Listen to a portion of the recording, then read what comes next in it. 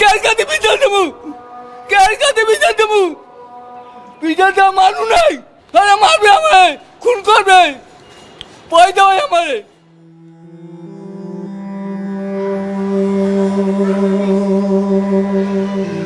জন্মের পর থেকেই শারীরিক প্রতিবন্ধী, হাঁটতে পারেন না ঠিকভাবে, মুখের কথাতেও রয়েছে জড়তা।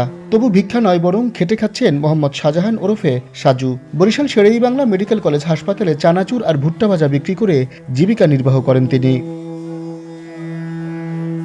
কিন্তু একই জায়গায় অন্য একটি ঘটনার দিকে চলে যায় সবার দৃষ্টি। পাশাপাশি থাকা আরেক সমবয়সী সুস্থ ব্যক্তি ভিক্ষা করছেন।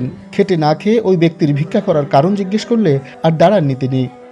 আপনি তো সুস্থ আর উনি অসুস্থ, উনি প্রতিবন্ধী। হ্যাঁ তো বাবা, উনি কি করে? উনি তো শুনে যান। ইয়া আর ইয়া 1000 টাকা মাল কিনে লাভ থাকে কয় টাকা? 3 দাও না বোধহয়। কথা বলার এক পর্যায়ে বাচ্চাদের মতো কেঁদে সাজু অভিযোগ করেন তার পৈতৃক সূত্রে পাওয়া 2.5 শতক জমি ভোগ করতে বাধা দিচ্ছেন তার ভাইয়েরা। মারধর করা হয়েছে তাকে একাধিকবার। কার কাছে বিচার দেবো? কার কাছে বিচার দেবো? কমে যাইতে দেন আমারে।